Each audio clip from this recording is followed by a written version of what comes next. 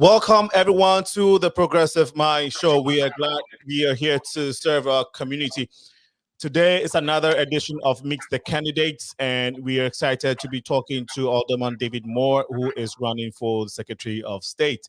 In a little while, we will go to him and take his questions, listen to his policies, and why he's running for office.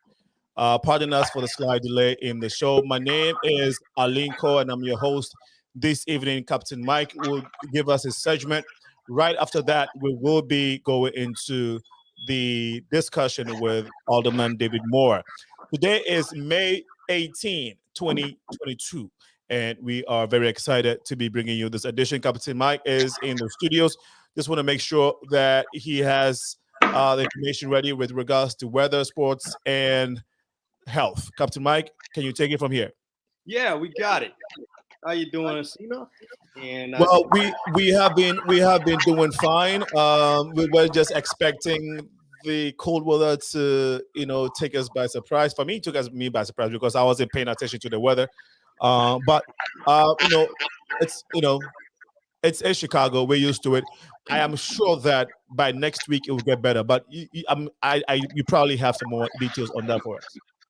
Yes, it's going to get messy. It's going to get colder, but you know what? No snow, so let's not freak out too much. Right now, 64 degrees at Midway Airport. Winds are out of the northwest at about 10 miles an hour. So we're going to take a look at the forecast for the rest of the week.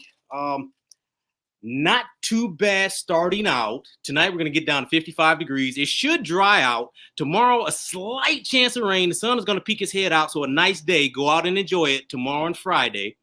But Saturday, going to get down 57 degrees, cloudy skies. Sunday, down to 54, low of 47. Monday, we're going to lose the rain. Slight chance of rain maybe on Monday. Tuesday and Wednesday, Tuesday is going to get a little better, 68 degrees, but cloudy skies. We're going to say it's going to stay dry. And Wednesday, high of 55 degrees, and we're looking at some rain. So if you're going to do something, go out and do it tomorrow. And in sports right now, we're looking at the White Sox are going to be in Kansas City, and Pittsburgh's going to be playing the Cubs. Looking at our Ghanaian Premier League, our scores, Adana Stars and Elmira Sharks. Elma Sharks are tied 0-0. Berkham, Chelsea, and Medina fought to a 0-0 tie. Heart of Oak defeated BNB Gold Stars 1-0. Kerala defeated Great Olympics 1-0. King Faisal Babes defeated 11 Wonders 1-0. Legon Cities 2, Dreams Football Club 1, RTU 2, Beckham U2, and Accra Lions 1, Wafa 0. And going into the health and fitness report, like we talked about last week, that Black people, we do have a higher tendency of having strokes. So we promised you we're going to talk about what are the signs of a stroke. Well, during a stroke, every second counts. So knowing these symptoms and signs of a stroke can save a life and maybe your own. Use the FAST method, F-A-S-T. 1, F, look at the face. Is one side of the face drooping or one of the eyes drooping? Ask the A is for arms. Ask the person to lift both arms. If one arm starts to droop, you may have a problem. S, speech. Ask the person to speak a simple sentence. If they can't remember it, if the speech is slow or slurred, we may have a problem. T is time. If you see any signs of a stroke, call 911 immediately. Don't let them drive to the hospital. Call an ambulance or drive them yourself. So let's go back to face. Ask them to smile. If the smile droops on one side, we may have a problem. So using these symptoms and signs of a stroke may save a life. So remember that and help each other out. And with that, Cena, we're going to go back to you. Thank you, Captain Mike. We really appreciate the updates. We are going to be talking to the Secretary of State, the next Secretary of State in the making, okay? David Moore is in the house. He's the alderman. He's David. That's Alderman David Moore. And 17th Ward, is that correct, Alderman Moore? I'm sorry. I think you were... Can you say that again? I said, yes, it is. Can you hear me? Yes, we can hear you. 17th Ward. Yes, correct. Absolutely. So, Captain Mike, you want to wish him good luck? Oh, absolutely. And, all right. I'll be seeing his office soon. Well, we should be listening to his reasons and his policies in a little bit. Thank you, Captain Mike, once again for the updates. We look forward to see you next week, Wednesday. Take care. Thank you. Okay, so that was Captain Mike. We will go straight to the conversation, but right after this.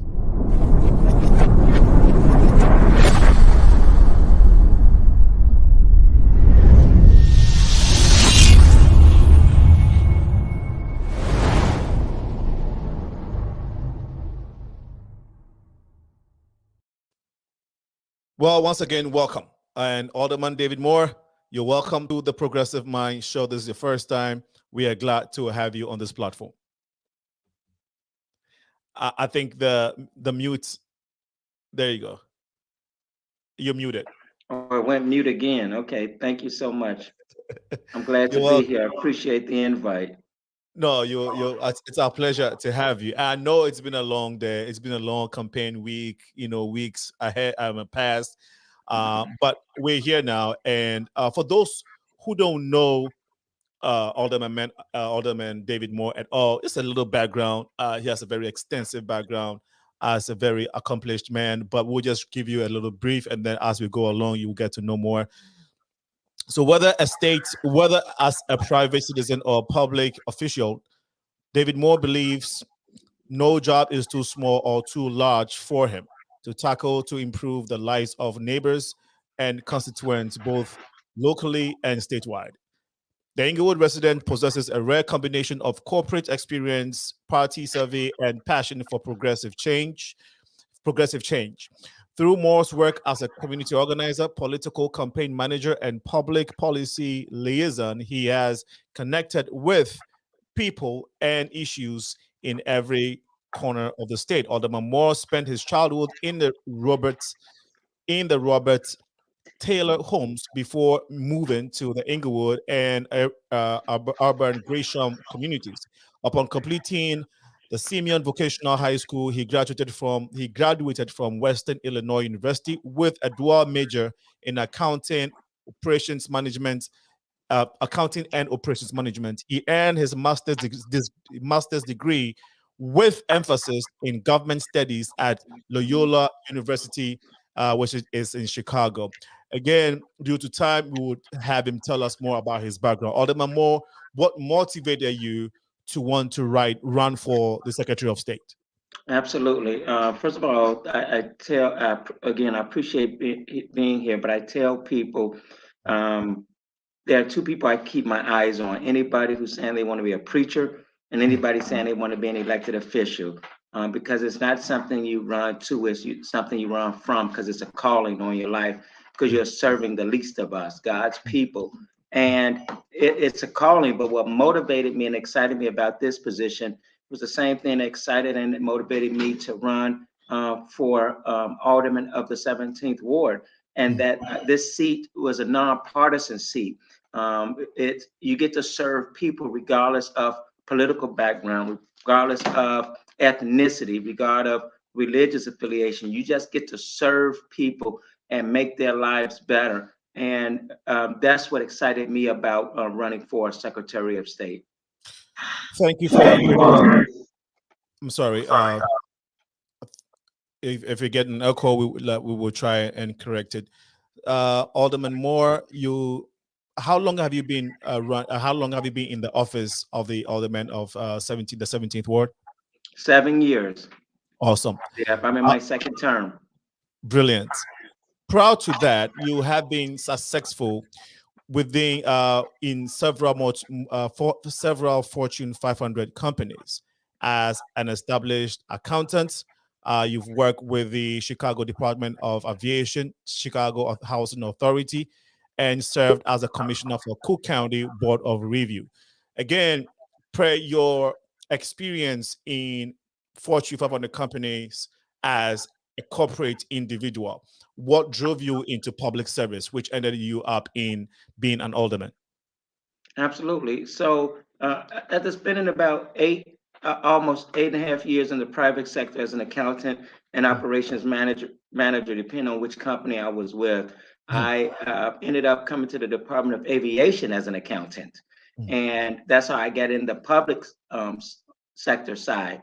And when the Richard M. Daley took control back over Robert Taylor Homes, should I say the Chicago Housing Authority, I wanted to be a part of that because I grew up in Robert Taylor Homes, and I wanted to make sure that my family, my friends, and the people that I grew up with got a fair shake and a fair deal out of this plan for transformation.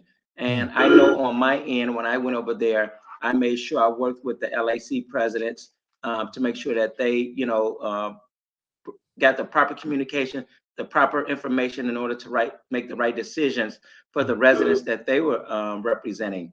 And after that, I worked for the Board of Review of Tax Appeals, helping different people in different communities lower their property tax assessments. Many times people in our community didn't even know that they could do that or felt that they had to hire a lawyer. But I connected with churches, I've connected with organizations to make sure that we got the word out so that people could appeal their property tax assessment. And then from there, I ended up running against the establishment, and I ran for alderman of the 17th Ward. And because of my service of over years, since I was 11 years old, people saw that service. So we were still able to win without all the endorsements, without all the money. It was our service that brought us over for the many years that we've served in the community. Great. Thank you so much for a great response. You grew up in the Inglewood community, right? As per your biography, right? And after moving from Robert Taylor Homes at the age of 11, yes. Absolutely. And around the age of 11, one of the people that inspired you to even wanting to become a politician or servant is your uncle. Absolutely. Absolutely. My uncle, they wanted to give us a better chance at life. So they moved us, like I said, out of the projects.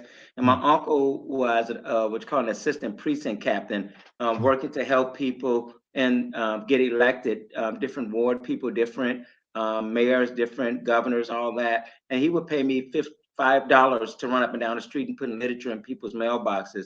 But I got to be honest, I didn't care about any politics. I just wanted that money to get some Boston baked beans and Chico sticks with. But what changed my life is when I turned 13, that same uncle took me to a breakfast with him at the Roberts Motel on 63rd and King Drive. And there I met a state senator by the name of Harold Washington, who was running for Congress at that time. And he looked me in my eye, and I had to be the youngest person in the room. And he talked about the importance of young people being involved in their community. And at that point, that $5 no longer became important to me, but serving in my community became important to me. And that's how it all started.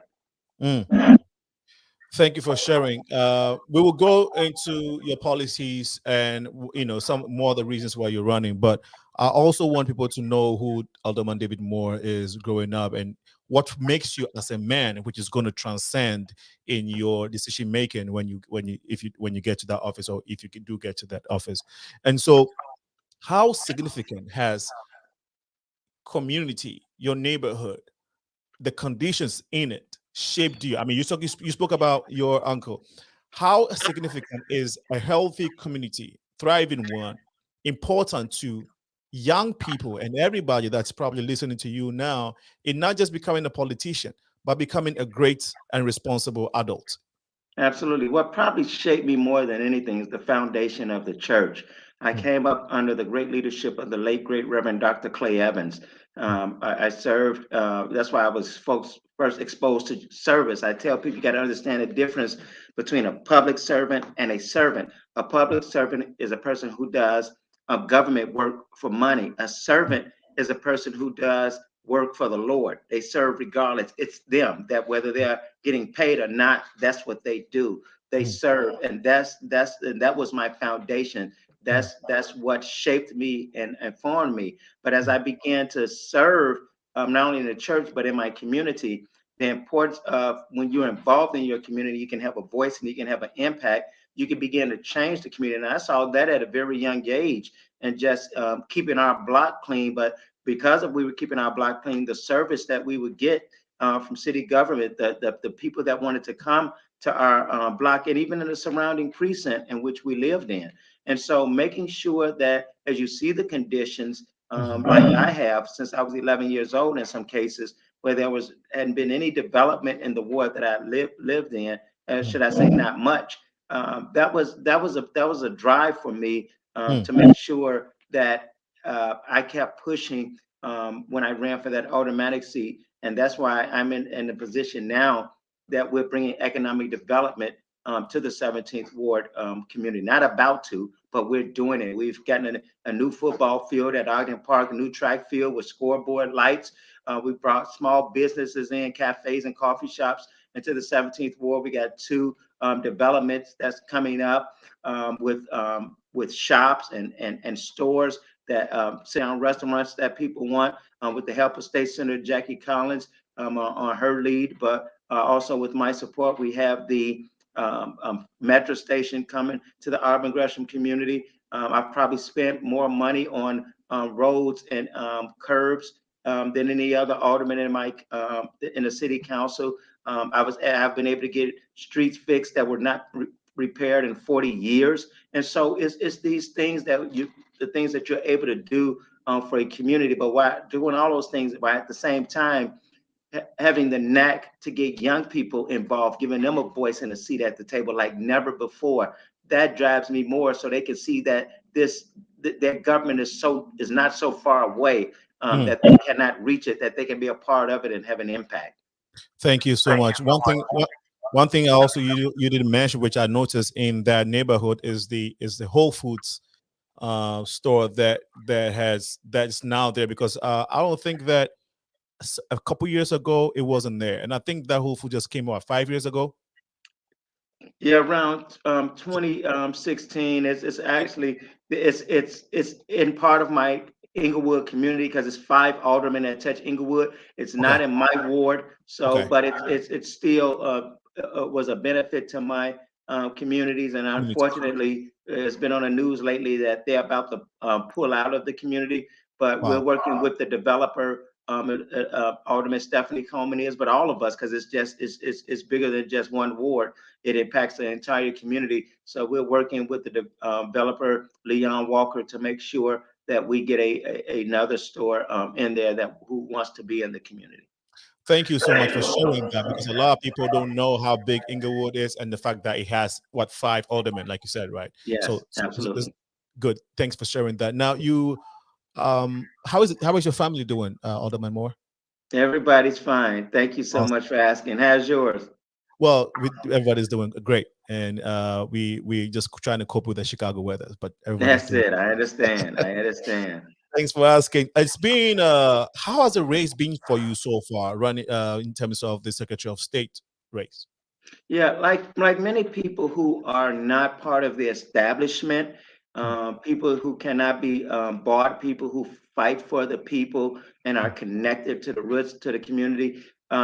It's been a situation where you have to work harder than your opponents, especially the ones that either are millionaires or either the ones that have certain relationships with certain elected officials who have an interest in them winning. And so our campaign has been one of grassroots, one of making sure that we touch the people throughout the state, not just in the 17th Ward, not just in Chicago, not just in Cook County, but through the entire state of Illinois.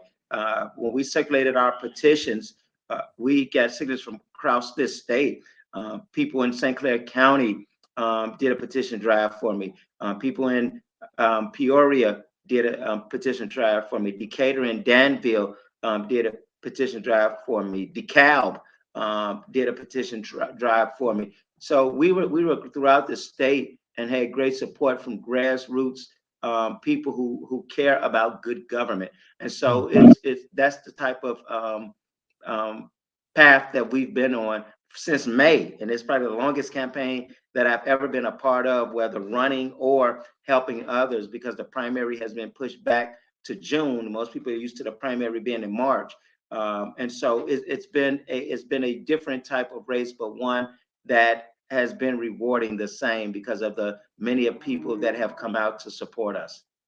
Thank you so much for a great response once again. What are some of the major issues that Alderman David Moore has identified when it comes to the Secretary of State office that you want to bring change? Absolutely. And so it falls in the area of you hear me talk about the service of the Secretary of State, the business of the Secretary of State, and the responsibility of the Secretary of State. First and foremost, this office cannot go back to being a political seat. It has to remain a servant seat. Back in 1997, I'm the only one in this race who circulated and pushed helped get Secretary of State Jesse White elected, because previously the seat was mired in corruption and scandal. And to me, it was important to make sure we had somebody there who had a servant's heart and was focusing on serving the people. In order to focus on serving the people, you have to make sure that you're not using this seat as a stepping stone, and that you're not using it to be the next governor or the next senator. Just like Secretary White, this would be my last stop. I'm not using it for a stepping stone. So that allows you to focus on just serving the residents of Illinois. The other thing is ethics, character, and integrity. People, when I talk to people across the state, the first thing they say, it doesn't matter who get in. All them politicians and elected officials are the same. It's because when you see a lot of elected officials from the state down to the city level going to jail, people then do not have a trust in their government. And that's why character and integrity is important. That's why I'm the only one in this race who does not have that blemish on them of integrity or character. One who's been upstanding with the citizens, not only of Chicago, but throughout Illinois. And so one of the things I want to make sure is that we strengthen our ethics requirements. It haven't been changed in over 50 years.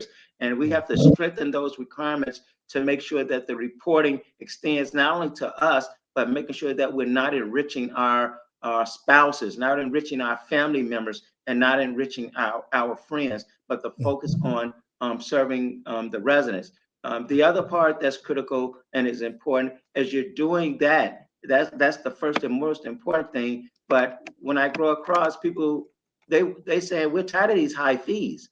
We're tired of these high fees and we're tired of these long lines. What are you going to do about that? And as I told them, with a dual degree in accounting and operations management, I spent, like I say, close to 9 years in the private sector working for Fortune 500 companies. We couldn't just raise costs. Otherwise, we'd be out of business. And so therefore, I would not be doing that at Secretary of State. You need somebody there that's a fiscal manager that can keep costs down. And one of the ways, and keep those lines down. And one of the ways that we propose to do that is through digital license plates. And so, and we can talk more about that, but it serves three major components: one, safety component, cost savings, and a cost recovery for revenue that we're losing at the state level right now. And then the other critical thing for me is I was the first one in this race to talk about creating 122 youth engagement offices throughout this state. There's 122 driving facilities, and I want to make sure we create 122 youth engagement offices, giving our youth and young adults year-round interns to learn about civic responsibility, to learn about being engaged in their communities, so they can be more involved in their government and come out and vote, but also be a part of the process and the policy making. And so those are the critical things that I see that we can do right now at the Secretary of State office. Thank you once again. You're watching the Progressive Mind Show, and looks like we're getting some feedback. Then it's just a technical glitch that we're working on. This is the Meet the Candidate session, and we are talking to Alderman David Moore, who is running for the office of Secretary of State. If you're watching us on Facebook, we encourage that you share the feed so that his message can reach out to the people and the audience that he wants to get his message to. And if you're on YouTube, it's also shareable. You can do that as well. Now, you can call in later in the show. As we're talking, you can ring 815-277-5047. If you want to ask a question or contribute to the show, please do so. The number again is 815-277-5047. We'll go back to Alderman Moore for to get to hear more about his race. Now, Alderman Moore, a lot of people know when if you live in Chicago, I mean, if you live in the state of Illinois, and actually in every other state, you know the Secretary of State, because it kind of like mostly because of your driver's license, your ID, and whatnot. So a lot of people have associated that office to driver's license only.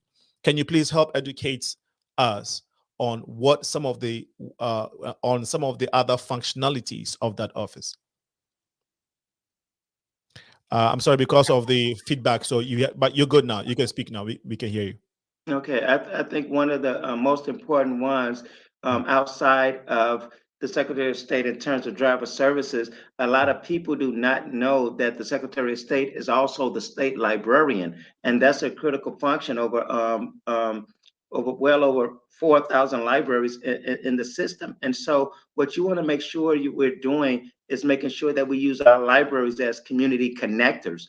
One of the things that I proposed is to make sure, as we're dealing with a digital divide, but as also we're dealing with long lines at the driver facilities, we want to make sure that we use our libraries as satellite offices to driver services, to do some of those quick things like renewal of your license, registration of your plate, or titling of your car. And so those quick fixes, we put them in the libraries, then they're more accessible to the community without people having to drive so far.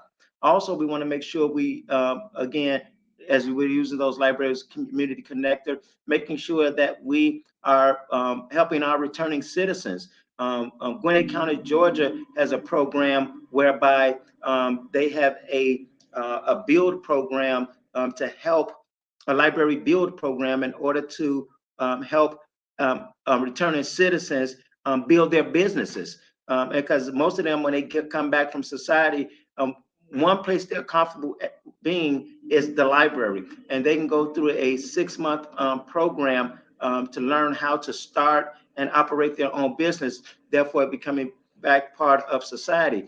And another part of to get people in, as I listen to my young people, is using that VR technology, using 3D technology and imaging to do different things at the library. Media, like Chance the Rapper did, that's how he learned how to do mixtapes and all of that, and became the star that he became, is making sure that we have those resources at the library. So the Secretary of State is responsible for making sure that we get grant dollars, and then we got to make sure that we're being equitable with those grant dollars, making sure that we are putting them in the areas that are needed, because when you make those libraries community connectors, they change the community they have a great positive impact on change in the community.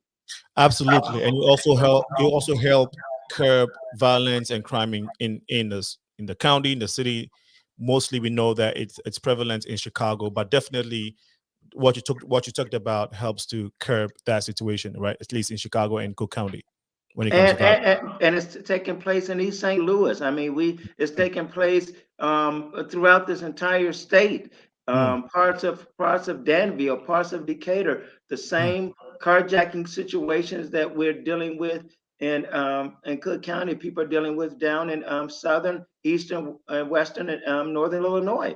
And so we have to make sure that we're putting those mechanisms in place, like we've talked about, for not only just focus on driver services, focus on the library services, but also business services, because when we're trying to, which is another part of the Secretary of State's office, when people are trying to start and incorporate their business, they don't want to go through a lot of red tape, a lot of bureaucracy. They want to be able to get their business set up, incorporated, so they can get started. And if they have to go through a bunch of bureaucracy to do that, then we lose the opportunity to put businesses in the communities that really need them. Wow, thank you for enlightening me personally, and I'm sure people who are listening are taking something, because when you talk about crime and violence and these things that is known to Chicago or Cook County, some of us think it's just here. So yeah, so that's a very valuable information. Among all the valuable things that you've said, we really appreciate that. Thank you. Now, the population of Inglewood is about 24,000. So give or take 17th ward, maybe 7 to 10,000 or 7,000, 5,000 averagely. I don't know, but if you have it, you can tell us. Compared to 12 million plus population of Illinois, one would ask, this will be a daunting task. How have you prepared yourself, and how ready are you if you get there to handle this huge number of people in the state of Illinois? Well, first of all, I cover 5 community areas: Okay. parts of Inglewood, parts of West Inglewood, parts of West Chatham, parts of Auburn Gresham, and parts of Chicago Lawn. The best way I can explain to people, and I tell them, my ward is larger than Calumet City, and so I'm technically a mayor of a suburb. And I have it's me as the alderman, and I have 3 full-time people. The mayor of any suburb like a Calumet City has a full-time mayor, 7 aldermen, and a full supporting staff. And so we've already doing the work of a small city mayor, if you will, or a medium city mayor, to tell you the truth. And what this seat has prepared me for, as the alderman, is being the first stop and a critical stop to all constituents, similar like the Secretary of State's office. I've already have been, if you will say, baptized by fire and by talent and profession in terms of serving our constituents. Whether it's the federal level with the post office and people are not getting their mail, they don't go to their congressman, they come to their alderman. I have to know those issues. Whether it's Cook County issues and people dealing with hospital issues, they come to their alderman. And whether it's state issues, as we dealt with even the marijuana situation, or we deal with taxes, people come directly to their alderman because we're their direct access. As that alderman, I cannot say, well, you go call this person, it's not in my purview, you go call that person. I have to help those residents and navigate and make sure they have the information that they have in order to get the things done that they need to get done. And so I'm already prepared, that I've worked and served in every level of government, just even as an alderman. And that's what happened at the Secretary of State, because the Secretary of State will touch probably every citizen in Illinois from when they're a child on up, from when we're teaching bike safety, from when that person is getting their driver's license, from when we're talking about organ donation and educating on organ donation, when we're talking about, again, being the librarian or people incorporating and starting a business. That Secretary of State office will touch everybody, just like the alderman office touches everybody. So the services I'm doing is running like a city right now, the size of Calumet City. The millions of people, that doesn't change. It's being able to provide the service and have the acumen to do that, whether it's 53,000 people or whether it's 2 million people. Great response. We're still talking to Alderman David Moore, who is running for Secretary of State. And if you want to ask a question, the number is 815-277-5047. The pandemic hit everybody real hard globally.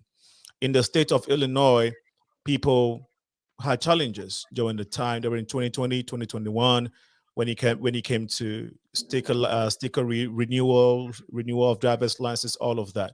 How do you think the current office handled that situation, and how would Secretary David Moore handle that differently, if you would? Well, I think residents saw how the current office handled it, and I think it was tough for everybody. But I saw that the secretary began to pivot. He began to do more online applications in terms of being able to renew online and do things like that. And those are the things I'm going to enhance and build on. But what we have to do is modernize. And one of the things, again, that I talked about, that I'm the only one in this race talked about, is doing digital license plates as an option.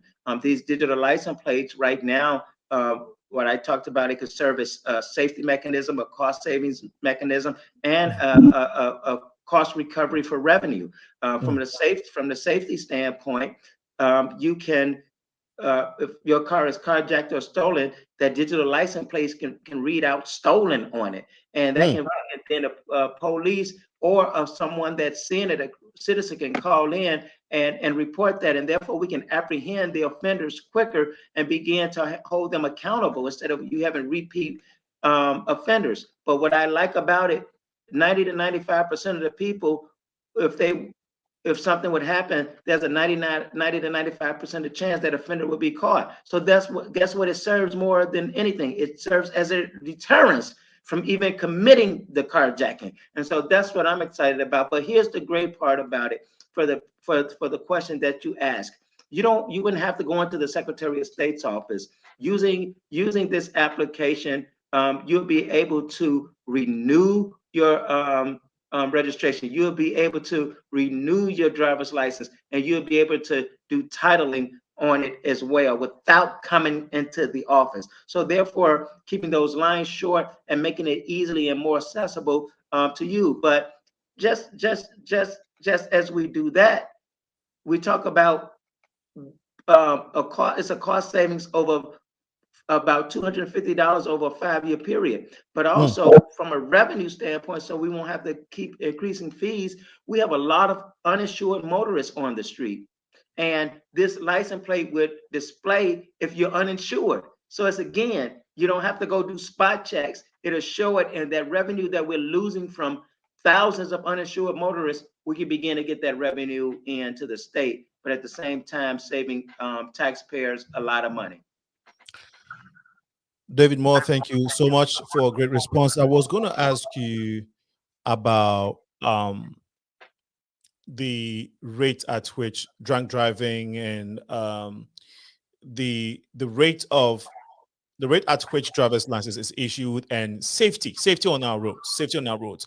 Do you want to touch on safety on the roads of Illinois, and how does the Secretary of State or the Office of Secretary of State tie into the safety of our roads when it comes to safety of the roads in Illinois? You want to, and then what would the Alderman Secretary David Moore do when you get into that office?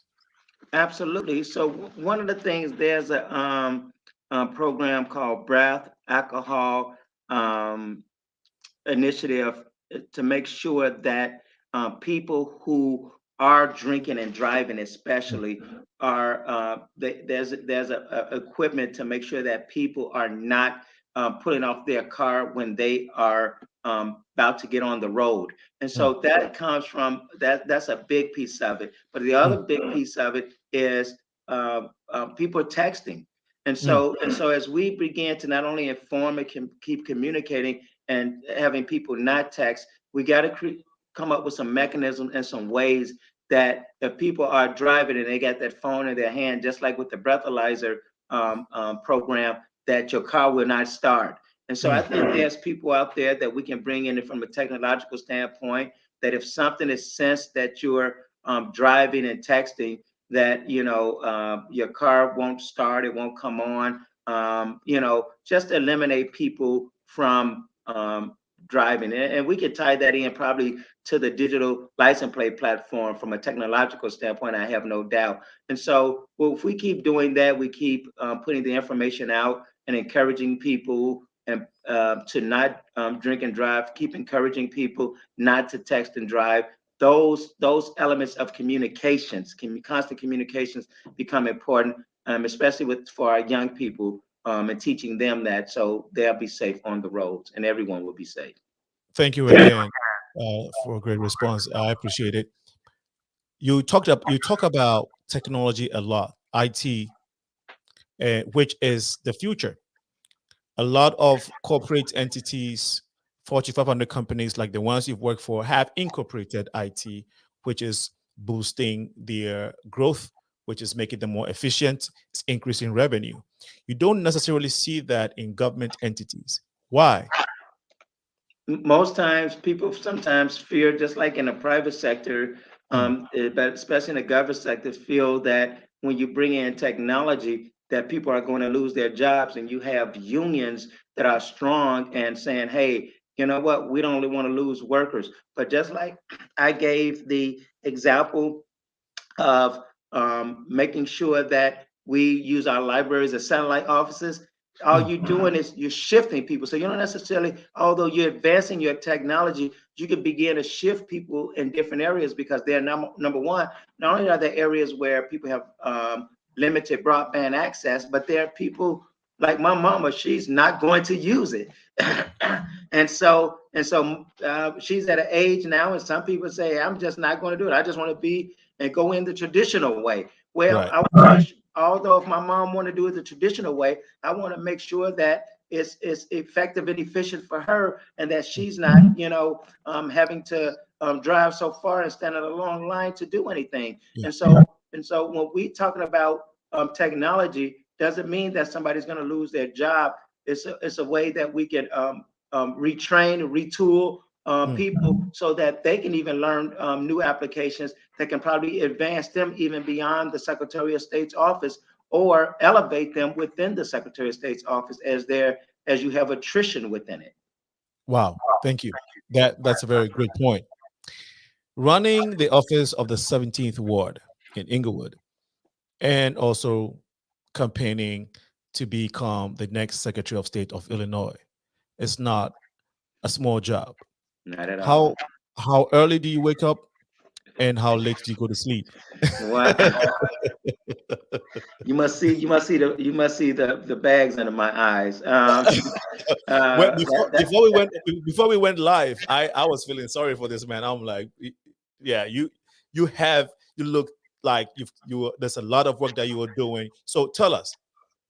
You know what? You are the first one to really ask that question, and I'm so glad you did. And the reason being is because, unlike any of my other opponents, I have to be a full-time alderman.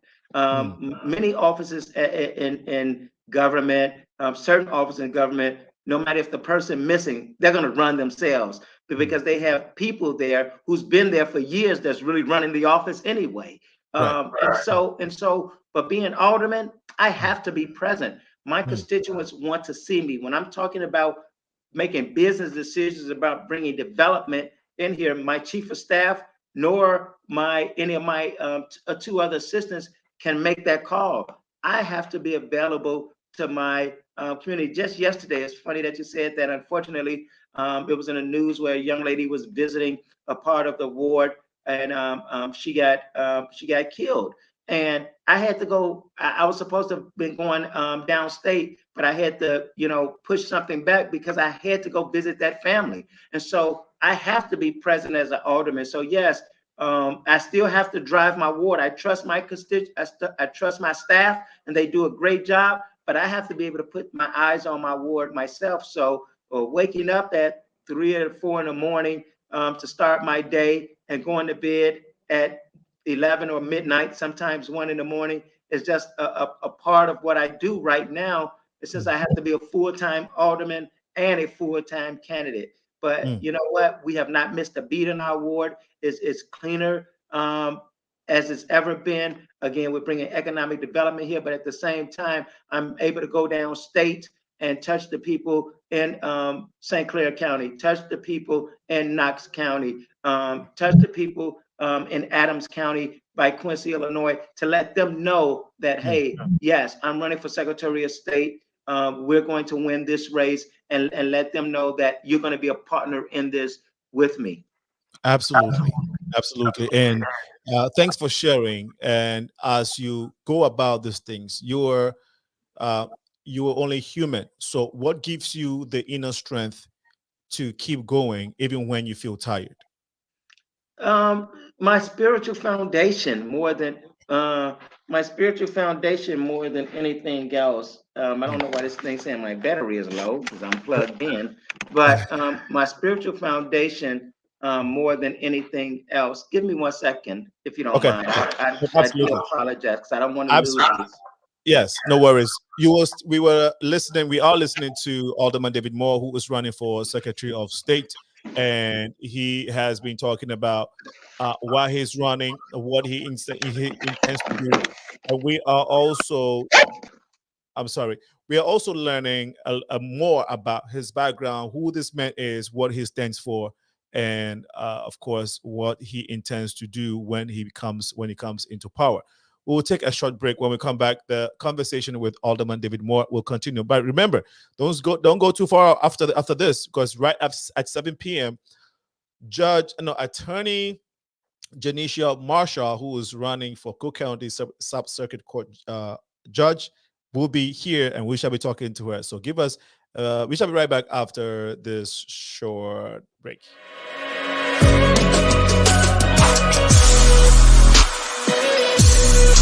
Very talented young people who have decided to follow.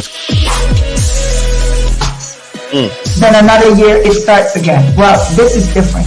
We shall definitely be talking to those wonderful people. Once again, we urge you to share the feed on Facebook.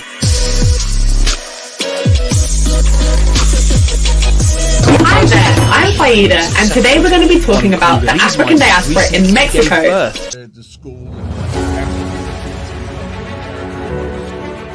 Whether UK likes it or not, I have to leave this country. I became a member and a chief of the Vice Lord all in one day. All these guys wins right out of the north at Midway Airport. His father.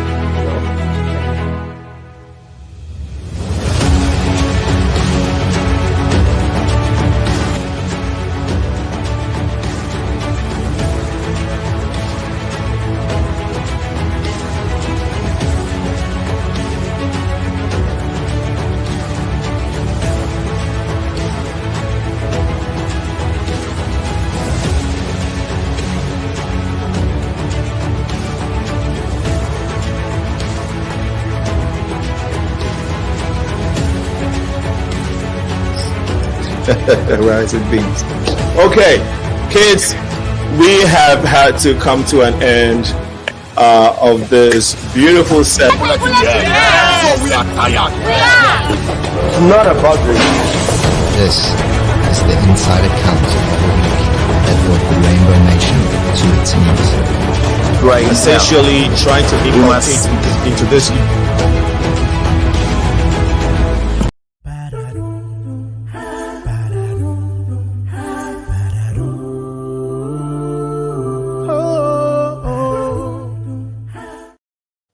Welcome back to the show. We will go straight to Alderman David Moore. Good. Looks like we have him back. Everything is good. Please take it from here. You were making a point earlier regarding the thing that keeps you going. Absolutely. It's my spiritual foundation. My sometimes you do get frustrated. One thing you'll hear me say is that I hate politics, but I love serving. And the politics gets in the way with many people, and sometimes that politics, even me as an alderman, makes me frustrated. And sometimes you just want to say, you know what, what's the point? Sort of like some residents say, what's the point of voting? But then when you do that, that's when the other side wins. That's when power wins. That's when injustice wins. That's when the lack of equity wins. And so that's what keeps me going, because I don't trust anyone else to do it. You have to be willing to lose the seat in order to do the right thing. And that's being inclusive of all communities. I've seen where communities, whether the African diaspora, whether my brothers and sisters from Haiti, whether some friends that are mine that are from other different countries, whether it's Asia or anywhere else, sometimes feel like they're not a part of this government and that they have to fight for access. No one should have to fight for access to their government. Somebody should be there being welcoming, and more than anything, accessible, that when you make the phone call, that they're returning their phone call and trying to help the needs of your community. And that's what I've been known for in the city council and throughout my life as a servant. Thank you. Last question to you. I know our time is up, but last question. You just mentioned the diaspora. And when you and I spoke, you mentioned some of the things that you wanted to do for the diaspora and how passionate you are about it. How significant is the concept or the idea of the diaspora working together for the betterment of the entire society, and of course, specifically for Black people, but for the entire society? Absolutely. Just like, people always speak of different people with their gifts. You hear people, whether it's a a situation where people are judging or whether it's correct. You will hear people say, man, they are Asians, they're really good at technology. You'll hear people say this group is really good at that. Where what you'll find out from the members of the African diaspora, they have some of the best talent, not only in technology, but also in finance. And all of that becomes important, that you can add value as the Secretary of State in health, the medical profession too. Absolutely. And so, but and all of that becomes important in the whole Secretary of State. So even from the health, when we got all these dialysis centers popping up throughout our communities, how people can be able to articulate the importance of organ donation to save lives, how people can be able to come in when we're talking about technology to add value, to streamline the process of the function of the Secretary of State's office. And then from a financial standpoint, just as me as accountant, but you have some other people coming in with their bright ideas of how we can better save taxpayers' money. And so when you bring that group in, the African diaspora, they add value to our government. Thank you so much. This is DJ Kenny says this is knowledgeable. Thank you, DJ, for chiming in. Rebecca says Rebecca is on the show. Thank you so much for great. She said great points. Thank you, Rebecca, for chiming in. We have a question from Robert Kingundu. He says, "What motivates you?" I think he responded to that earlier. But David, I don't know if you still want to. No. What you were saying? What keeps me going? Yes, sir. Yeah. But what motivates me though is elevating young people. That's what motivates me. When I can help, not especially young people, but others. When I help other people achieve their dreams, that motivates me. That makes me more excited than anything when I'm helping somebody achieve their dreams. And so that's a great question, Robert. I appreciate it. And that's why even as an alderman, when I'm looking for people, whether young, middle age, or seasoned, saying, hey, I want to start a business. How can I help you? When I'm looking for some young people, say, hey, I just want somebody to mentor me. I want to learn about government. Those things are important because I just want to help people, and that's what motivates me. Thank you so much, Alderman David Moore. Sylvester Saki just joined us. Sylvester, thank you for chiming in. And we would have to bring this conversation to an end. It's been almost an hour of fantastic insight, intelligence, and also we heard a lot of passion and commitment from Alderman David Moore on how he runs his ward, the 17th ward, the kind of man he is, and why he's running for the Secretary of State and what he intends to do. Great conversation, Alderman David Moore. We're hoping that we can have you here again as the race continues. Before we close, okay, actually, you want to respond to this in your closing remarks. Give us your closing remarks. And in that, can you tell us how the race is going for you so far and how optimistic you are?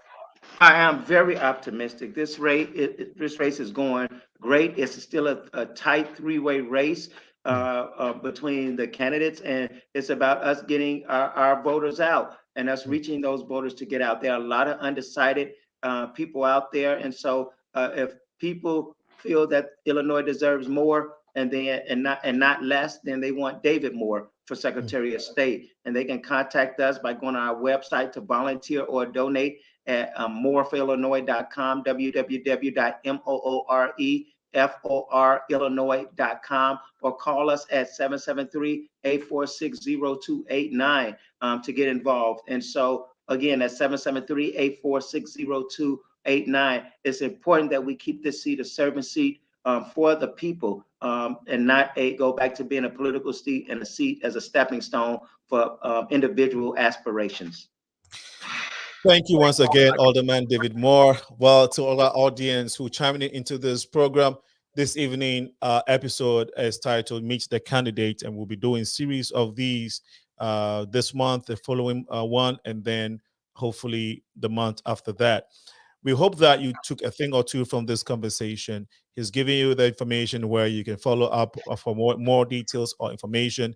And again, if you want to, after this conversation, if you want to reach out to him, and you can just always reach out to the Progressive Minds. We would connect you to his office. Alderman David Moore, we wish you the best, and we are excited that you came on the Progressive Mind Show and you delivered, and we are very proud of you, and we're hoping for the best for you and your campaign. Thank you so much. I appreciate it, and thank you for this opportunity. And I encourage everybody there to vote June 28, Punch 15. Get Moore for Illinois. David Moore for Secretary of State. Excellent. On that note, we will be going for a short break. When we come back, Judge Genetia Marshall, who is running for the 5th Judicial Sub-Circuit Court in the state, in Cook County, will be on the show right after this short break. We shall be right back. Once again, Alderman Moore, have a wonderful evening. Bye-bye. Thank you. You as well. Take care.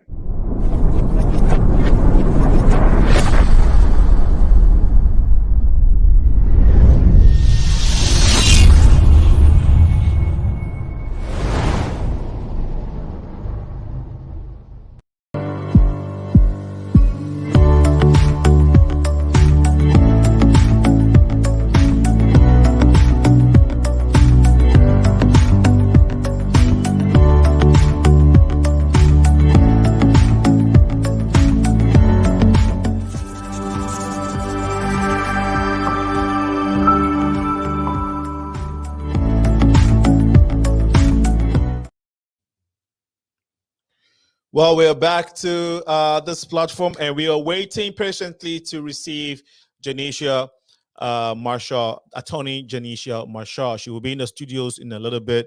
But before she comes in, I just want to, I know for everyone that is watching and has just listened to just ended interview with Alderman David Moore, who is running for Secretary of State. One thing I have noticed within the African community is that a lot of times we do not pay attention or show a lot of enthusiasm when it comes to politics in the diaspora. But let me say this, Africans are very politically oriented. We are very politically informed. Per our upbringing, per our struggles as a people on the continent, per our economic circumstances, you cannot help but to be political. And so we are. Politics in itself is very, very, very good. Politics started in heaven. Politics is in heaven. If for those who believe, for those religious people who believe in heaven. And so it is something, it's a facet, it's of our life, the facet of the human existence. There is no space that is not covered or governed by politics or the concept of politics. Every aspect of our existence is surrounded by and from politics, if I can use that phrase. From the clothes you wear, from the food you eat, to where you sleep, to where you work. And so I just want to encourage my fellow Africans who sometimes do not necessarily show a lot of enthusiasm when it comes to politics in the diaspora. Because as much as we have our own challenges, now those challenges should be the very things that should motivate us to engage, because it's through politics that has given what immigration, that has given the immigration path, right, for us to get into the system smoothly. It's politics that makes us get the jobs and go to the schools and attain, it doesn't matter where you work, it's politics that has gotten us there. So, and we live here. Everything we have achieved, most of the things we have achieved as Africans or African immigrants in the diaspora, in the United States, we achieved it here. The society created the society, the conducive political, socio-political / business atmosphere here enabled us to succeed because we already have that intrinsic motivation in us. And it's not to say that other people don't have it, but I'm just trying to address, my African folks in the diaspora. And so if we are succeeding here and we are thriving and doing well, we have to pay attention to politics, because everything, again, that we are doing, it's been dictated or being guided by politics. And so our enthusiasm that we have for politics when we're in Africa, I think we should carry it here because this is where we live now. Occasionally we go to Africa, but this is our first home, so to speak. We spend 90% of our times here, 95% of our times here, you know, depending on your circumstance or your situation. And so this is our home, and we definitely have to contribute to it. We are contributing economically by automatically paying off our taxes. But another way we can show a lot more commitment and support and contribution is getting involved. You know, you don't have to be out on the street, but go online and look at the candidates that are running. You may not be eligible to vote, but you can read. You can hear, and when you hear, you can discern. So share the information with the fellow folks who can vote, and encourage them to vote. Encourage the young kids to vote. The 18s, the 19s, the 21s.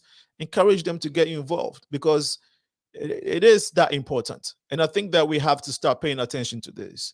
And on that note, I would like to take a short break while we wait for our next guest to get into the studios. You have been watching the Progressive Mind Show. My name is Alinko, and I will be right back after this short break.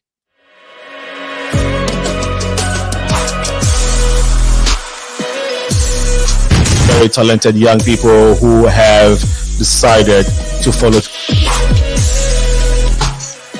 Then another year, it starts again. Well, this is different. We should definitely be talking to those wonderful people. Once again, we urge you to share the feed on Facebook.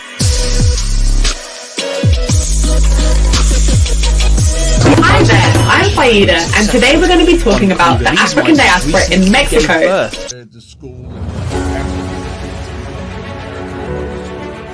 Whether UK likes it or not, I have to leave this country. I became a member and a chief of the Vice Lord all in one day. All these guys, winds are out of the north at Midway Airport. His father.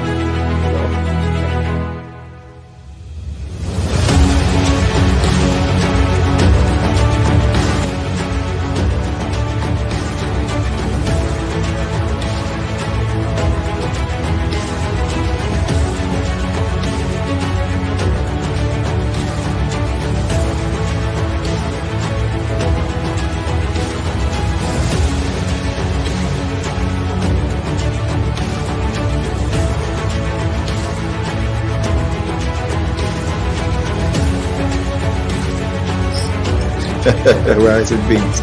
Okay, kids, we have had to come to an end of this beautiful set. It's not about this. This is the inside account of a week that brought the Rainbow Nation to its knees. Right, essentially trying to inculcate into this.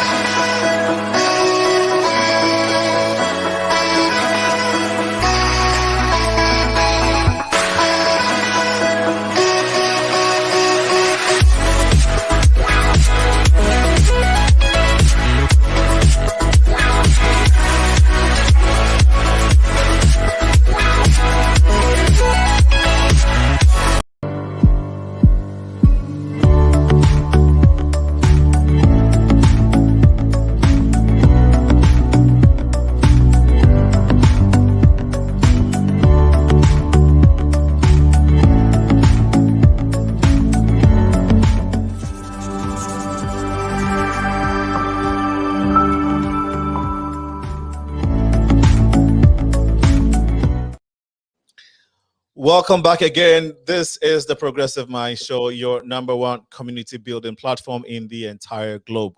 We're excited to be here this evening. We just spoke with Alderman David Moore, running for the Secretary of State.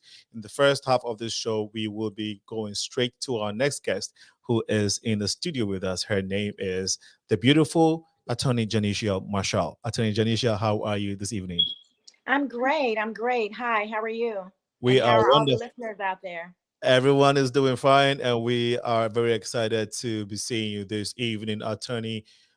We will go straight into our convo this evening, and we would like our audience to understand that if you support any these candidates and you like what they stand for, our encouragement is that you share their feed. You share the feed that you're watching it on, so that people can get to know what they're saying, what they want to do, and can vouch for them, and can at least get to hear from them firsthand, right? So they can make informed decisions. So share the feed now on Facebook and on YouTube. We are also live on Twitter. Attorney JENETIA Marshall is running for candidate for Judge 5th Sub-Circuit Court. She is a lifelong Chicago Southsider, and is of course running for the 5th Judicial Sub-Circuit. Attorney JENETIA has been practicing law for more than 18 years. She began her law career with the office of the Cook County Public Guardian in 2002 and transitioned to the Department of Children and Family Services in 2019 as a supervisor regional counsel, an effort to continue in her mission of public service. In this model, Marshall has continued to advocate for children and reunite families. Through her work, she was able to touch the families and communities that seeks to continue to serve as a member of the judiciary. Attorney Marshall currently works as a statewide compliance administrator for the Department of Children and Family Services. The accolades are long. There are a lot. The biography is huge. Because of time, we'll cut it here. But as we go along, we hope that you can get to learn more about Attorney JENETIA Marshall. How long have you lived in the beautiful city of Chicago, Attorney? I was born and raised in Chicago. I've lived here my entire life outside of my attendance for college in Atlanta. So I went to undergrad in Atlanta, Spelman College. So that was the only time that I actually spent outside of Chicago. People say that people call Chi-Town Chirac sometimes, and I object to it. What is your opinion on that before we get into the conversation? Well, I mean, Chicago, it's a beautiful city. I love living here in Chicago. I wouldn't change it for the world. Now, of course, we've got a lot of issues going on now. The crime rate is really high, and it's absolutely something that needs to be addressed. But Chicago is still a very beautiful city. Thank you for sharing. You said the crime rates are high, which is not what you're saying, but that's what the facts is, right? We're struggling with that as much as beautiful. And so you're right. Now, would you say that having grown up in the city of Chicago and having seen all of these changes, what are some of the things in the city that motivated you, apart from the little background that we read of you, to becoming the person that you are today? So I would have to say that my father was actually a part of the Harold Washington administration. So I was fortunate enough to have that mentorship as a young girl. He was a part of his security detail. He was considered his walker. So he was responsible for ensuring that he made it through the city of Chicago safely. So I've had a number of conversations with the late Mayor Harold Washington, and he would always tell me to become a part of something greater than myself. So I was exposed to the issues that we face in our communities as a very young age. So that inspired me to go into the area of public service. Wow, that is very powerful. Talking about how your father inspired you, how significant has that role been, or how significant is the role of a father present in a girl child's life, or even in just children's life, and what they turn out to be? From your personal experience. Absolutely. I think it was very important. I can definitely say that had I not had that guidance of a two-parent household, for as long as I did, I would have absolutely turned out to be a completely different person. I'm still a daddy's girl, and I feel like I have the best dad in the world. He's still very supportive, and that was very important growing up, and it's definitely very important to me now, today. Let me just ask this. He probably showed you a lot of technique on how to, like self-defense techniques. Is that correct? Absolutely. It's surprising that you say that. I was at a forum most recently, and they were talking about the art of Tai Chi, and they demonstrated. And I remember as a young girl that my father would be outside very early mornings practicing the art of Tai Chi. And he ensured that as a young girl that I learned the art of self-defense. Great, beautiful. And let's talk about, so you're an attorney at Department of Children and Family Affairs, Council of Department of Children Affairs. Is that correct? I'm currently the statewide compliance administrator for the Department of Children and Family Services, and I am an attorney. Yes. Now, so you get to do your private practice and also work for the state? Well, no. Okay. So when you work in the area of public service, you're pretty much confined to that area. Okay. I mean, there are certain things that I can do outside of my practice from a pro bono perspective, but I don't practice outside of my current profession traditionally. And you've been doing this for 18 years? So I've been an attorney for 18 years, almost 19 years now, but I began my career in education, and I went from education to social work. And from social work is where I ended up in law. And how long have you been practicing law in the state of Illinois? Almost 19 years. Oh, awesome. Now, yes, the question I wanted to ask, how long have you been working for the state of Illinois as a counselor? Oh, so I've been working for DCFS since 2019. The bulk of my practice was with the Cook County Public Guardian's Office. I was there for about 16 years before transitioning to DCFS. I know you've had challenges in your work, and you've also had some up times. Now, let's talk about some of the toughest challenges that you have had to deal with as a beautiful young lady from the African American community in the state of Illinois within the jurisdiction that you operate in. Yes. So, in order to answer that question, I'd have to go back a little bit. Okay. As I indicated before, I started off as a social worker working in a child protection court.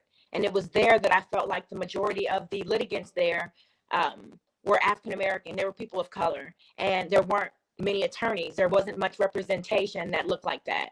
So working in the courtroom, working in the trenches, working directly with the families, and not really seeing the advocacy and the cultural competency is what caused me to come back into the courtrooms as an attorney once I got my law degree. Great. And so you want to share some of the challenges that you have had to deal with, some of the hurdles that you have had to deal with to keep operating and to keep being efficient in your role or in your line of work? So I'm sure we can all agree that keeping families together is the primary goal. Seeing family units, you mentioned earlier how important it is to have a two-parent household, how important it is to grow up with a male role model present in your home. So for a lot of our families, that just wasn't the case.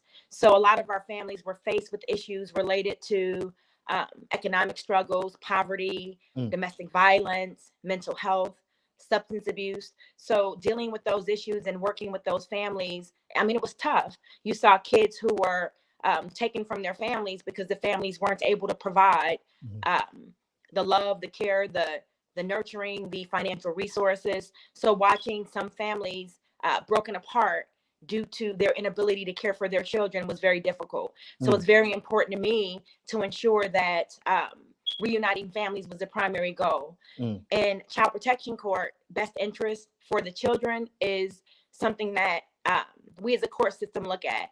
And those are proceedings that should be non-adversarial in nature. So it was really the goal of everyone in the courtroom to ensure that we were serving the best interests of our little ones, and that we were ensuring that we were reuniting families where possible, or ensuring that if for some reason a child could not remain with their family, that they were put in into homes that could give them the same love, the nurturement, the support.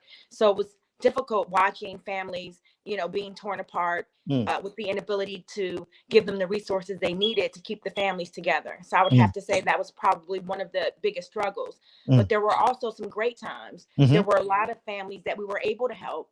a lot of families that were better because of the assistance that they received through the court system. And in instances like that, it was just really amazing to see. Even though I technically represented the youth, there would be times where after court, the parents would come to me. They would thank me. They would hug me because they felt that my advocacy for the family across the board was exactly what they needed and was what helped to keep the families together. So that was rewarding. Yeah, that's very powerful. That's very powerful. And in doing all of this, I'm sure there've been so many times that you've had those beautiful moments, but maybe there's one that stands out and one that will stay with you for the rest of your life when it comes to how you've brought joy to families. Is there any particular story that you want to share with us? I mean, actually, I have so many stories that it's just really difficult to share. What I can say is, I remember one instance in terms of speaking about cultural competency. And I know this story may be something that some people can relate to, but I once had a case where, so the way it works is parents work toward reunification. So typically the case moves in stages. So you start off with unsupervised visits with your children. You go from unsupervised visits to overnight visits in an effort to ultimately transition the children back into the home. So there was one case that I had where a social worker actually came into court and she was advocating to discontinue visits for a family.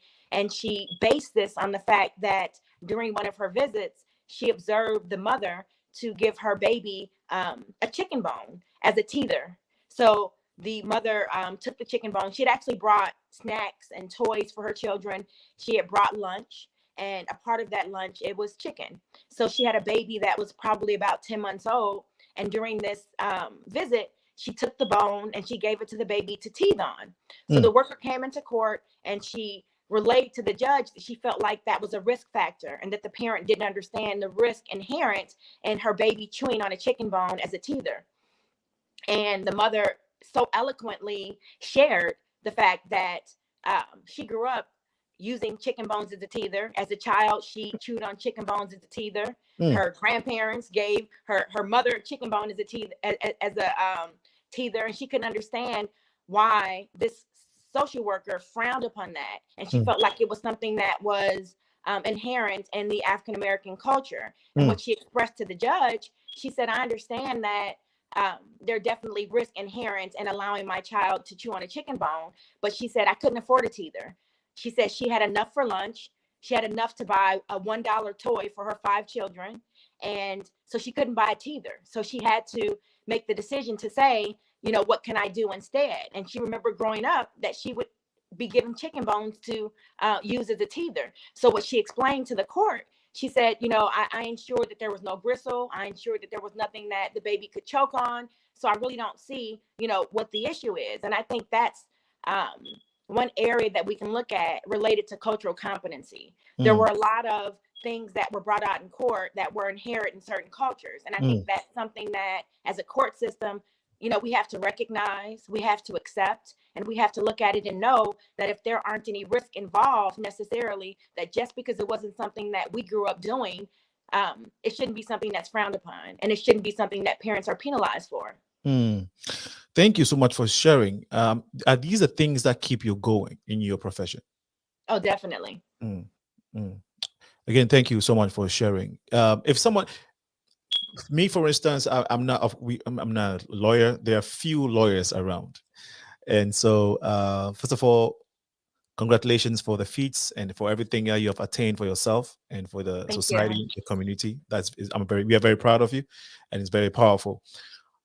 If somebody you're running for the position of a judge within the 5th Judicial Sub-Circuit Court, can you give us an understanding of how the Cook County court system is structured? Because if there's a 5th judicial, is there a 1st, 2nd, 3rd? Can you give us a breakdown so that we can get a clear understanding? Okay, let me. So the way it works is there are judges that are able to run countywide, which means they're running throughout the entire county. Judicial sub-circuits were actually created to give minorities, women, people of color an opportunity to ascend to the bench and to be voted on or chosen by those in the community that they actually live in. Because of course, we all know that running judicial campaigns can be very expensive. running judicial campaigns can be very cumbersome. So the judicial subcircuits were created to allow individuals to run in the area that they live in, so that they could be voted on by the people in their community. So of course, based on your community, you're able to solicit the support. You're able to, especially for those who have been prominent in their community, outside of just the races generally. So for me, I've always been a part of grassroots campaigns. I've always participated in mentorship programs. Well, let me say this. I'm a woman of God first. So I happen to attend a church in a community where there are lots of resources, and I am responsible for assisting and creating those resources in the community that I live in. So it wasn't just about me waking up one day deciding I want to run for judge when I haven't done the work. So I'm not just doing the work today. I haven't been just doing the work for the last 3 months or 6 months as it pertains to my candidacy, but I've been doing the work for as long as I can remember. I've always been a part of mentorship programs, giving back to the community. I was actually instrumental in creating the food pantry at my church. We actually have a Ring of Hope boxing program at my church. We do expungement summits, through my church. So it's about being a part of the community. It's about ensuring that your community has what it needs, that the resources are available. And that's something that's always been important to me. Thank you. That was very powerful. What in the court system or within the 5th Judicial Sub-Circuit's court system that Attorney JENETIA is aspiring to fix when she gets there? So let me just make sure that I'm clear first. Okay. I'm running for judge, and I'm running for Cook County Circuit Court judge. So it's 5th Judicial Sub-Circuit, meaning that I'm only running in the sub-circuit. So the sub-circuit does not cover the entire county. It goes from 26th Street to 75th Street and the Lake to Western. So my name will only appear on the ballot for those that live in that area. But once on the bench, I'm a circuit court judge. Okay. So that part of it doesn't change. But in terms of what I would look to aspire to change, I believe that the biggest part of it is diversity on the bench. I believe that it's important to diversify the bench, not just as to race, ethnicity, but also as to background, knowledge, and experience. And I believe that I bring a very unique perspective to the bench based on my background, having come from education, having come from direct service case management, social work, having been a huge part of my community, ensuring that resources exist. So I think that brings a different perspective. And I think that actually working with families from my previous careers, working with families dealing with domestic violence, mental health issues related to poverty, that puts me in a very unique perspective to understand the people that come before the bench. Thank you. You've said a couple of things regarding families, so we can feel your passion and your love for families. And we also know that the urban communities, the minority communities struggle when it comes to family units and so forth. Now, the court system cannot fix this problem, but what do you think are some of the things that the community members can start looking at critically to try to curb these challenges that we're facing? So one example that I can give, so when I worked in the Child Protection Division of Cook County Circuit Court, one of the programs that they had in child protection was baby court. So baby court was set up so that families felt more comfortable actually coming before the judge, being able to work out issues. The courtroom was even set up differently. And I say that because as a person of color and speaking with people who were fearful of the court system, they would come into court, and if they came into court and they didn't see anyone in the courtroom that looked like them, they immediately felt like they weren't going to be treated equally. They weren't going to get the equitable treatment, that there would not be justice for them. So I believe that looking at programs that that make people of color, minorities, just people in general, feel a bit more comfortable with the court system. So the way baby court was set up, everyone sat at a table. So they set it a round table, and it was almost as if they were on equal ground. Now, while the judge does wear a robe, the judge sits down at the table with everyone working to address the issues of this family. So the judge didn't sit up high on a bench. she sat down at the table. So the parents came into the room and they felt a bit more comfortable relating to those at the table. It felt like they could share their concerns. They felt like they could talk directly to the judge and not feel so removed. And that program was actually very successful. There are a number of other programs that that exist in Cook County that are similar to that. But I believe looking at programs that make people feel more comfortable being able to come into court, to feel fearful of the process, to feel as if they have access is very important. Beautiful. Beautiful. Thank you so much for sharing. If you do become a judge, when I do become a judge. When you do become a judge, thanks for the correction. Speaking it into existence. Yes. When you become a judge, would you advocate or would you actually initiate these community events and programs that can encourage and foster stronger family units? Oh, absolutely. I think that encouraging and being a part of any panel or think tank that looks at what the court system needs, what the court system needs to improve access, to improve litigation is very expensive. So that's a part of what makes it difficult to even litigate a case, because it's very expensive. Right. So even if as a judge, you're able to create form orders that cut out some of the process in the beginning so that you can, one, move cases more swiftly through the court system, as well as giving people the access so that it's more affordable. So any sort of, I mean, I must say that there's not a lot that you'd be able to do as a judge once you're on the bench. Okay. But there's certain things that you can do to look at the creation or the need for certain services and programs. So that's something that as a court system is always being looked at to make just this process more accessible. You're right. To the average everyday person. Absolutely. You're right. I should have, I think the preceding question should have been, as a judge, are you allowed to initiate community programs or advocate for better behaviors in the community? Is that allowed for judges? Not necessarily in the community. So as a judge, you're able to potentially effectuate some of the programming that that's initiated in the court system, because judges are always working with the Chief Judge, Timothy Evans, to look at where our court system fails people across the board. So they're constantly looking at programs to improve the process, and a bunch of different areas. So whether it's reentry, whether it's juvenile court, whether it's baby court, housing court. So they're constantly looking at ways to improve the processes. Awesome. Talking about improving the processes, how do you find digitization, IT, software, incorporating that in the systems to make it more efficient? Is there enough of that? And if there is not, would you advocate for that?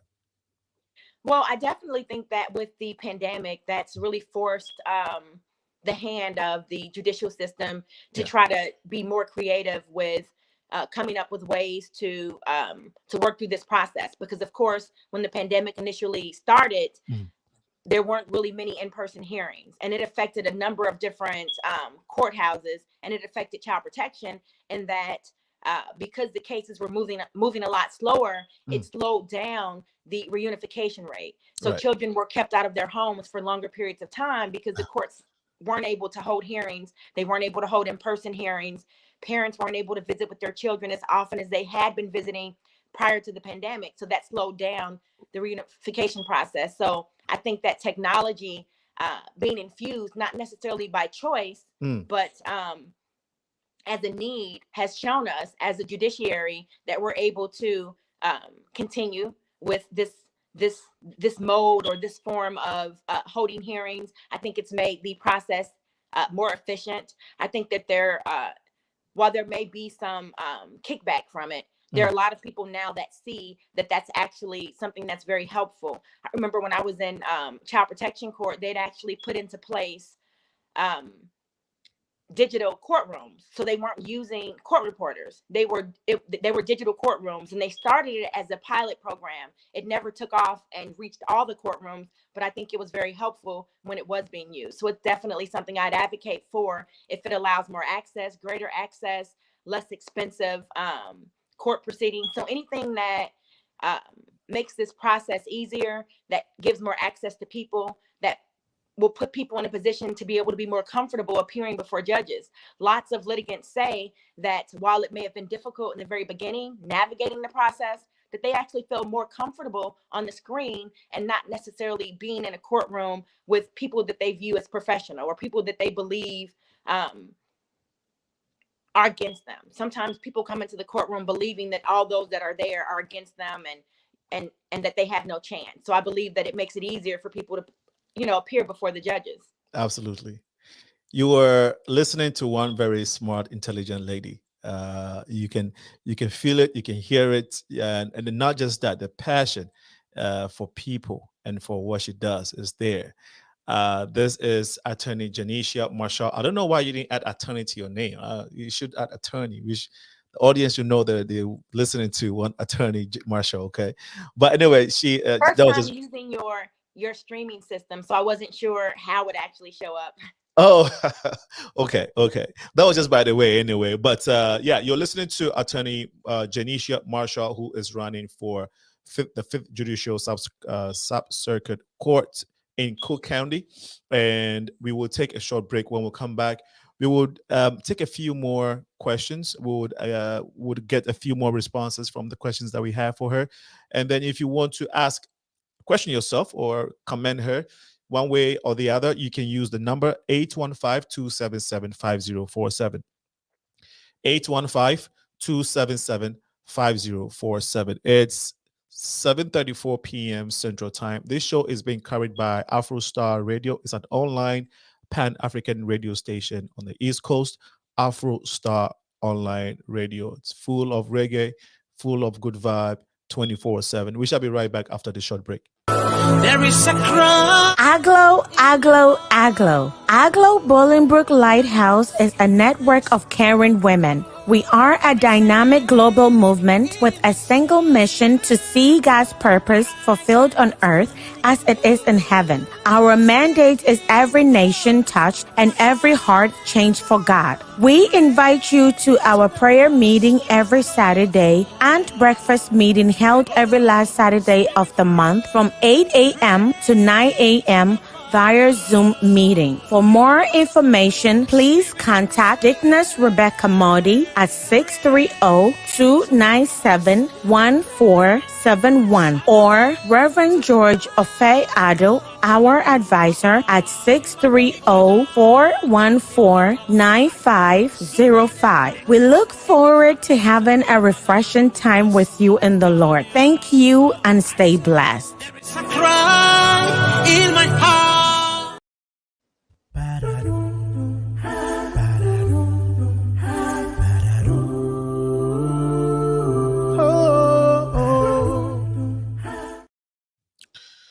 We're back to the show. This is Meet the Candidates episode of the Progressive Minds platform. We want to thank you all for joining us and those who have been following the show from 6 p.m. when we started. When we started with Alderman David Moore, who is running for the Secretary of State. We are now talking to JENETIA Marshall, Attorney JENETIA Marshall, who is running for judge, and we will get her in the studio in a little bit. We went for a short break. The conversation is going to continue in a little bit. We're still waiting on her to join us. Please bear with us as we get her back in here. While we wait for her, I'm sure she would appreciate you sharing her feed so that her message can go a long way. We will also appreciate that. So please do so. Share it now on Facebook, YouTube. We are live on Twitter as well. This coming Sunday at 4 p.m., we'll be talking about why are the youth leaving the church? Why are the youth leaving the church? We'll go back to Attorney JENETIA, who is here in the studio. Welcome back after the short break. We have a few minutes to wrap up. Thank you for your time so far. If you had the power to change 3 important things in this world, what would those be? What would those things be, and why? To change 3 things in the world? Yes. I know this is not part of the judges' questions, but I know you're a smart woman and I know you got it. So just tell us. I mean, of course, I almost feel like I'm running for Miss America or something with that question. I mean, of course, course, if I had the power to change 3 things in the world today, I would definitely want to have some effect on the issue that's currently going on in Ukraine. Okay. I have a love for people all over the world, and I think that's just devastating right now to not be able to do more to assist the people there. But I would be remiss to talk about the crime and the poverty and hunger around the world if I didn't talk about the same issues that we have here in the United States. So there are lots of people that struggle the same way here in the United States. So I think love is very important. If we could just all love on each other, not judge each other, not separate ourselves. I think diversity and inclusion is very important. So I would definitely look at the issue in Ukraine, the issue across the world in general. But then, of course, we have to hit home. Right now, I think I started off by saying that the crime here in Chicago has risen. We're losing our young people, our people in general, just so often on a daily basis. The shooting and the killing has just been massive, and that's something that we, as a state, as a city, we need to look at. And I think it actually goes down to community. It goes down to people looking in their very own communities and going back to the whole concept of it takes a village.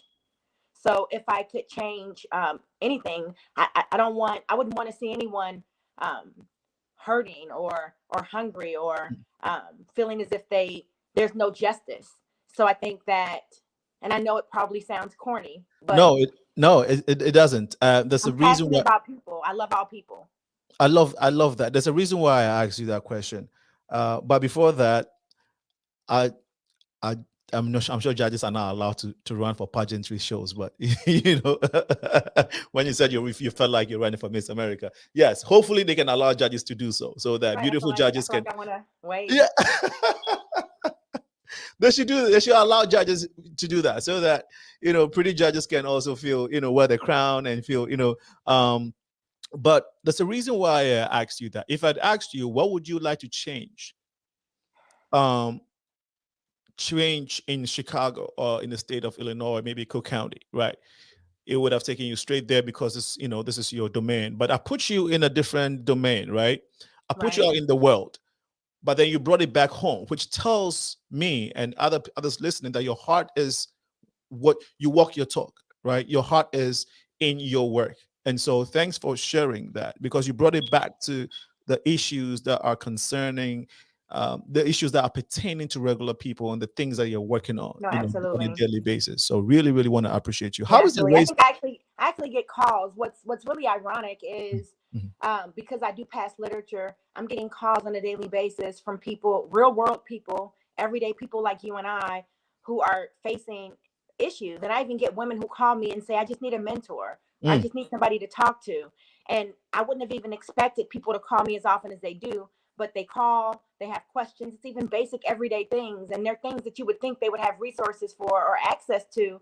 It wouldn't be someone that they consider a stranger. But these calls come in on a daily basis. I spend sometimes half of my night just talking to people constituents who are calling me to ask questions. And then they go from a basic question about assistance that they may need to just their basic everyday. And they're just like, oh my gosh, you're such a real person. You sound just like me. I feel like I can just really talk to you. You almost sound like you could be my friend, So just to know that people look at me that way, and that's a great feeling. But it's sad to know that they don't necessarily have that same access in the communities that they live in, where they feel like they can go to somebody and talk about basic everyday issues.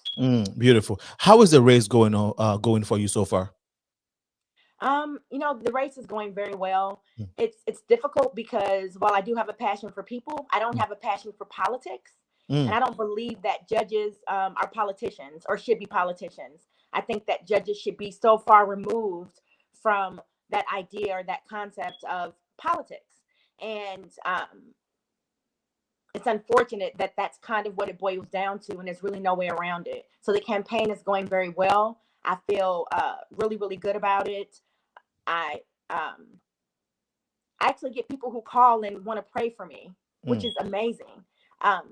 and the prayers are heartfelt and they're genuine, and it just makes you just really think about and know that there are really still some really good people out there who are supporting me, who are pushing for me, who want to see change, and they want to be a part of the change that they want to see, which is why I made the decision to run for judge, because I want to be a part of the change that I want to see. I want people to feel like they can come into the courtroom and have their day in court, feel like they've been heard, whether they agree with the decision or not. They'll know that I've heard them, and they'll understand whatever that decision is.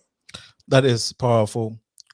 You said the things that motivate you, and I'm sure the key thing that keeps you is God, because you said you are a spiritual person.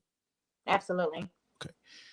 How significant has God been in all of this for you? You know what? So outside of this election, I'm a woman that prays. You know, I get down on my knees every morning. I get down on my knees at night. I go to church every Sunday. I go to church on Wednesdays. I don't just go to church, but I live the word. That's who I am. That's who I am down to the core, which is why I think, I consider myself to be a good person. I'm the kind of person that wants to help just everybody, and sometimes to a fault, because there just really not enough hours in a day to help everybody. But I think one thing that makes me feel really good is the youth in care that I represent. I represent them from age 0 to 21.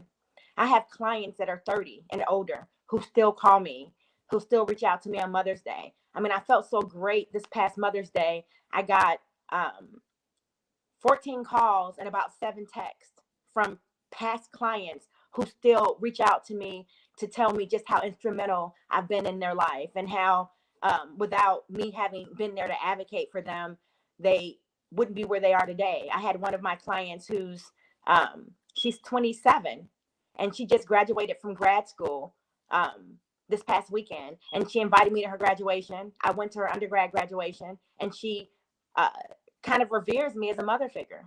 So I think that's amazing to have those continued relationships with people that truly see what difference you made in their lives. So you can't save the world, but one by one, I do my part. That's beautiful. Your job is very daunting and it's demanding. It's statewide. How do you keep it going each day today? Well, you know what? That's actually so I've been in this current role for about a year now. I want to say May 1st of 2022 made 1 year as statewide compliance administrator. And in that role, what I do is, well, one of the bulk of what I do, I do pre-conferences. So anyone that works in a child care role, if you're a teacher, social worker, doctor, dentist, police officer, if you work with children, you're considered a mandated reporter or a child care worker. And if you're indicated by the Department of Children and Family Services for any reason, you run the risk of actually not being able to practice in your profession, in your stated profession, for whatever that time frame is, which could be anywhere from 5 years to 10 years to 50 years.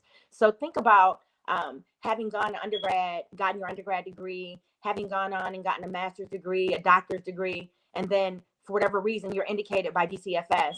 And if that indicated finding stands, then you're not able to practice in that field for whatever that time frame is. So that takes away your ability to feed your family. So those are very difficult and trying decisions that I make on a daily basis.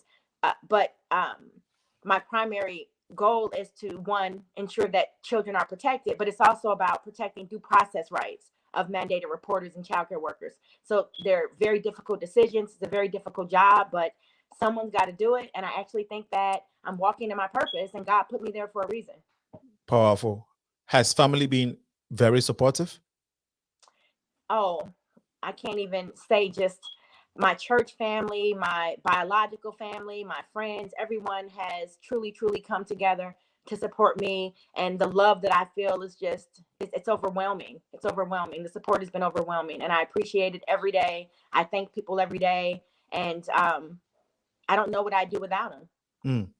Actually, so I was a single mom. I have 2 children. I have a 24-year-old, no, 25. He's going to get me for always taking away that 1 year. I'm sorry. I think we're losing your audio. No, we cannot hear you. We can't hear you.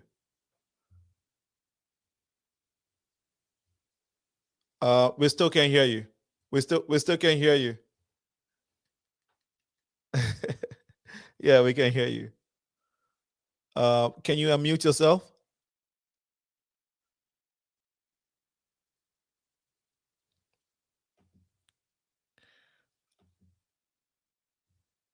Hello? Yes, there you go.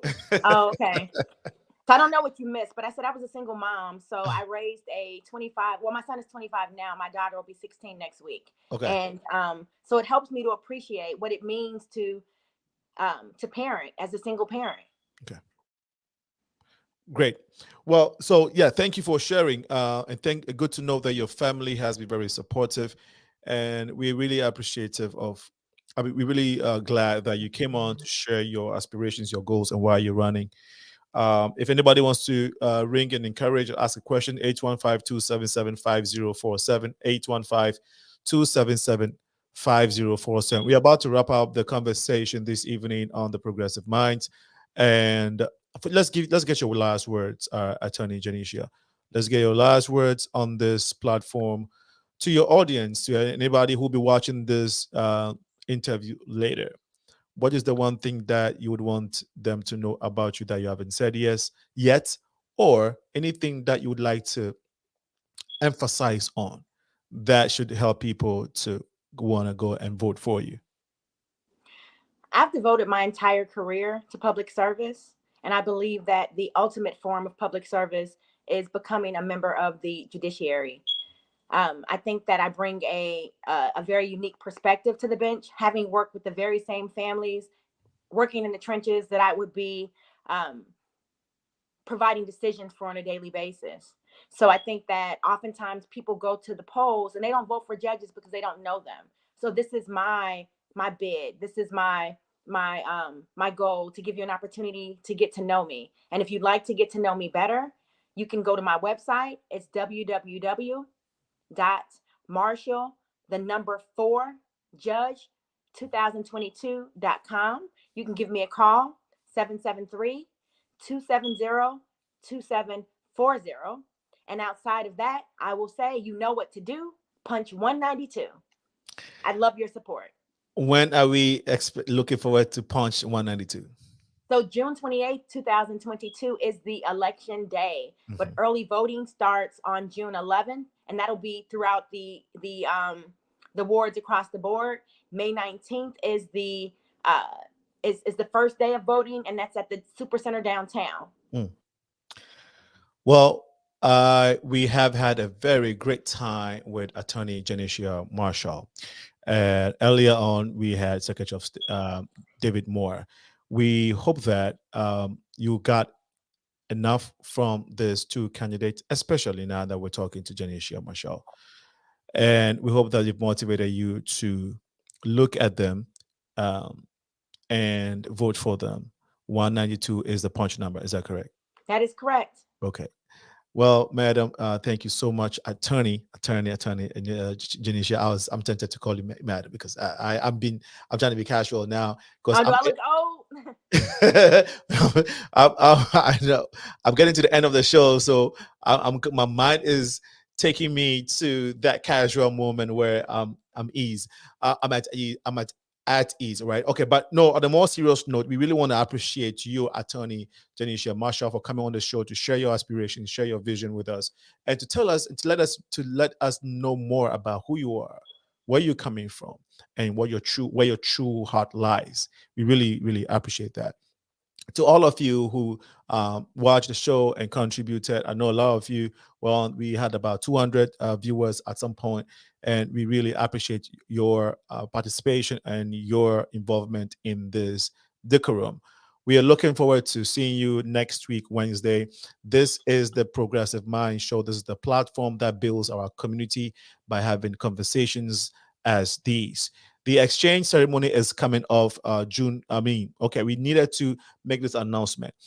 Initially, it was planned for June 4th, but we had to change the date to July 18th. You'll be getting a lot of a bit more detail about the schedule in the reschedule in the dates for the exchange ceremony coming forth coming forth at the Rainbow Push Coalition, where we're going to be honoring Reverend Jesse Jackson. There's a huge convention coming up for Reverend Jesse Jackson himself, somewhere around mid-June. So one of the reasons why we had to move the event to July 16th. It's still a Saturday, and further information regarding this will be shared on social media. We really appreciate your time once again, Attorney JENETIA, and say hello to Sister Africa, okay? I will do. And thanks for having me. You know, Sister Africa and I actually went to high school together. So we've been really, really great friends for a long time now. Oh, brilliant. She is a wonderful lady. Beautiful, beautiful spirit, beautiful heart. I love her. Absolutely. Okay. Well, to whom much is given, much is required. This has been your host, Alinko. Have a wonderful evening. Bye-bye. Bye-bye. Thank you. You're welcome.